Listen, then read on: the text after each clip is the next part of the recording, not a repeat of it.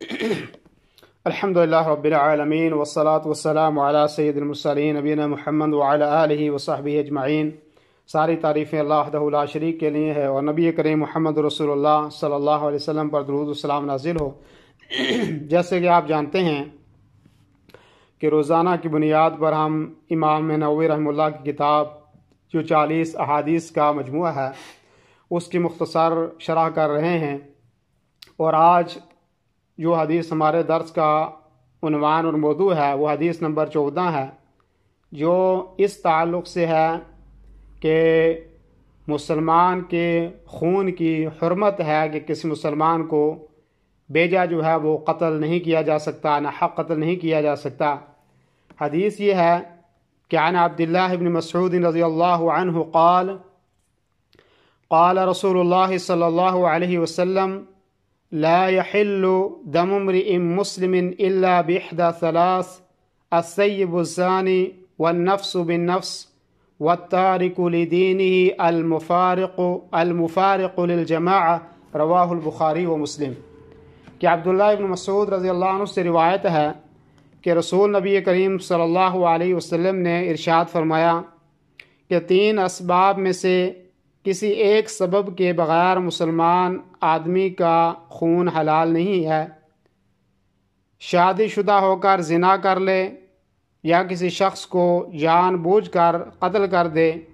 یا اپنے دین اسلام سے مرتد ہو کر مسلمانوں کی جماعت سے الگ ہو جائے۔ اس سے بخاری اور مسلم نے روایت کیا ہے۔ یہ حدیث بھی جامع ترین احادیث میں سے ہے جس میں اس چیز کی وضاحت ملتی ہے کہ 3 حالات کے سوا مسلمانوں کا خون معصوم اور محترم ہے، اور حضور نبی کریم صلی اللہ علیہ وسلم کا ارشاد ہے کہ ایک مسلمان پر دوسرے مسلمان کی جان و مال اور عزت و آبرو سب کچھ جو ہے وہ حرام ہے۔ اس لیے ناحق کسی مسلمان کا خون نہیں بہایا جا سکتا، ناحق کسی آدمی کو قتل نہیں کیا جا سکتا، لیکن جن چیزوں کی اجازت دی گئی ہے وہ 3 چیزیں ہیں، اور کچھ اس کے علاوہ بھی ہیں، وہ حدیث آگے اس میں وضاحت آئے گی۔ پہلی بات تو یہ ہے کہ کسی مومن کو ناحق قتل کرنا یہ کبیرہ گناہ ہے، اور اللہ رب العالمین نے سورہ النساء کی آیت نمبر 93 کے اندر فرمایا وَمَن يَقْتُلْ مُؤْمِنًا مُتَعَمِّدًا، کہ وہ آدمی کہ جو کسی مسلمان کو عمدن جان بوجھ کر قتل کر دیتا ہے، فَجَزَاؤُهُ جہنم، اس کا بدلہ جہنم ہے، اس کا آخر انجام جہنم ہے۔ خالدن فیہا، جہنم تو اس کا بدلہ ہی ہے لیکن خالدن فیہا، ہمیشہ وہ جہنم کے اندر رہے گا۔ یہ دوسری چیز۔ وغضب اللہ علیہ، اور فرمایا کہ اللہ تعالیٰ کا غصہ اور غضب اس آدمی کے اوپر ہوگا۔ یہ تیسری چیز ہے۔ فرمایا وَلَعَنَهُ، اور اللہ کی لعنت ہوگی ایسے آدمی کے اوپر۔ اور پھر فرمایا وَعَدَّ لَهُ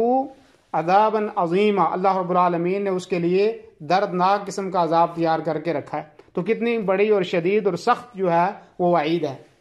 اور اس سے یہ پتہ چلتا ہے کہ اگر کوئی مکلف کسی شخص کو عمدن قتل کر دیتا ہے، یعنی ناحق قتل کر دیتا ہے، تو اس کے بدلے میں اس سے بھی قتل کیا جائے گا۔ دلیل اس کی قرآن کریم کی آیت نمبر سورہ بقرہ کی آیت نمبر 178 ہے۔ اس میں اللہ رب العالمین نے فرمایا یا ایھا الذین آمنوا کتب علیکم القصاص فی القتل، کہ اے ایمان والو تم پر مقتولوں کا قصاص لینا فرض کیا گیا ہے۔ اگر کوئی کسی کو قتل کرتا ہے تو اس کے بدلے میں قتل کیا جائے گا، اور اگر یہ اسلامی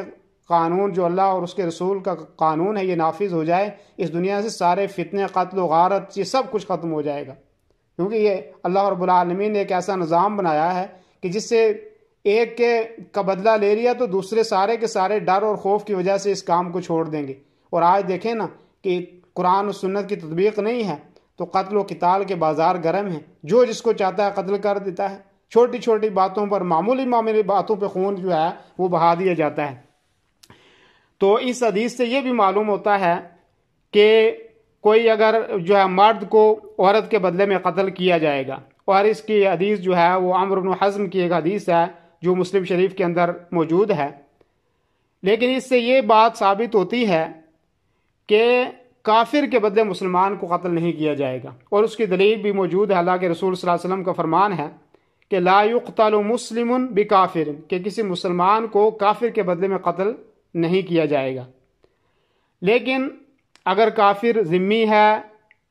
اور ذمی اس کو کہتے ہیں کہ جو مسلمانوں کے ملک میں مقیم ہو اور مسلمانوں نے ان کے جان و مال کے تحفظ کا عہد کیا ہوا ہو۔ اسی طریقے سے اگر کوئی معاہد ہے، اور معاہد اس کو کہتے ہیں کہ جو اپنے ملک میں مقیم ہو لیکن اس سے جنگ بندی کا معاہدہ کیا گیا ہو۔ اسی طریقے سے کوئی مستامن ہے، اور مستامن اس کو کہتے ہیں کہ ایک متعین وقت تک مسلمانوں نے اس کو امان دی ہو کہ مثلا کوئی تجارت کر سکتا ہے، آ سکتا ہے، اس کو بے دخل نہیں کیا جائے گا۔ تو ایسی صورت میں اگر کوئی آدمی ان اقسام میں سے کسی کو قتل کرتا ہے تو اس کے بدلے میں مسلمان کو قتل نہیں کیا جائے گا، بلکہ دیت دی جائے گی، اور دیت بھی مسلمان کے بدلے میں نصف دیت دی جائے گی، آدھی دیت دی جائے گی۔ یہ پہلی حدیث کا مفہوم ہے۔ دوسرا ٹکڑا جو ہے جس میں یہ کہا گیا ہے کہ اگر کوئی آدمی، شادی شدہ آدمی جو ہے وہ زنا کا ارتکاب کرے گا تو اس کا خون حلال ہو گیا ہے، اس کو رجم یا سنسار کیا جائے گا۔ اور اس کی حدیث بھی، اس کی دلیل بھی نبی صلی اللہ علیہ وسلم کے ماعز اسلمی رضی اللہ عنہ کا واقعہ ہے، اور اسی طریقے سے قبیلہ غامدیہ کی عورت کا واقعہ ہے، اور اسی طریقے سے 2 یہودیوں کو اللہ کے رسول صلی اللہ علیہ وسلم نے رجم اور سنسار کرنے کا حکم دیا، اس کی دلیل ملتی ہے۔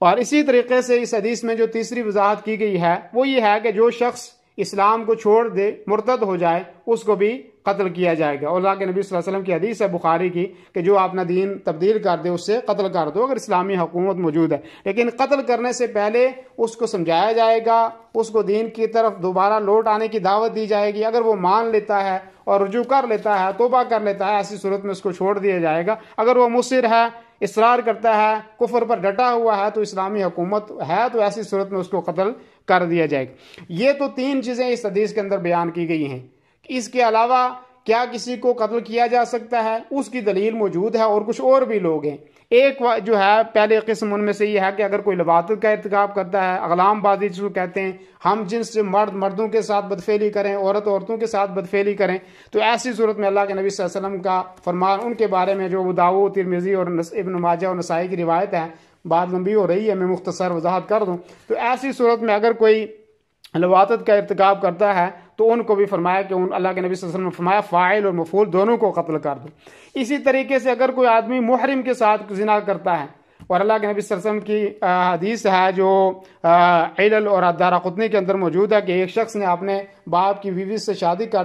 لی تو نبی صلی اللہ علیہ وسلم نے اس کو قتل کرنے کا حکم دیا۔ اسی طریقے سے اگر کوئی جادوگر ہے، جادوگر کو بھی اللہ کے نبی صلی اللہ علیہ وسلم نے فرمایا کہ اس سے تلوار سے اسے مار دیا جائے، یعنی قتل کر دیا جائے، ترمذی کی روایت۔ اسی طریقے سے ایک خلیفہ موجود ہے، مسلمان اس کے اوپر متفق ہیں، لیکن ایک دوسرا خلیفہ اپنی طرف سے کھڑا ہو جاتا ہے، لوگوں کو گمراہ کرتا ہے اور اختلاف انتشار پیدا کرتا ہے، تو ایسی صورت میں اس دوسرے خلیفہ کو قتل کیا جائے گا۔ اور اسی طریقے سے کوئی آدمی زمین میں فساد پھیلاتا ہے یا جو ہے وہ فساد پھیلانے کا ارتکاب کرتا ہے، تو ایسی صورت میں اللہ رب العالمین نے قرآن کریم کے اندر فرمایا انما جزاء الذین یحاربون اللہ ورسولہ ویسعون فی الارض فسادا ان یقتلوا او یصلبوا او تقطع ایدیہم وارجلہم من خلاف او ينفوا من الارض ذلک لهم خزي فی الدنیا ولهم فی الآخرۃ عذاب عظیم۔ سورہ مائدہ کی آیت ہے کہ اگر کوئی آدمی زمین میں فساد پھیلاتا ہے تو اس کا بدلہ یہ ہے کہ اس کو قتل کر دیا جائے، یا پھانسی دے دی جائے، یا جلاوطن کر دیا جائے، یا اس کا ایک طرف کا ہاتھ اور دوسرے طرف کا پیر جو ہے وہ کاٹ دیا جائے، یعنی اگر دایاں آپ نے ہاتھ کاٹا ہے تو بایاں پیر اس کا جو ہے وہ کاٹ دیا ہے، مخالف اعضاء جو ہے وہ کاٹ دی۔ یہ دنیا میں اس کی سزا ہے، اور آخرت میں فرمایا اللہ رب العالمین نے وَلَهُمْ فِي الْآخِرَةِ عَذَابٌ عَظِيمٌ، اور آخرت میں اس کے لیے دردناک عذاب ہے۔ تو یہ آج کی حدیث کی مختصر وضاحت تھی۔ اللہ رب العالمین ہمیں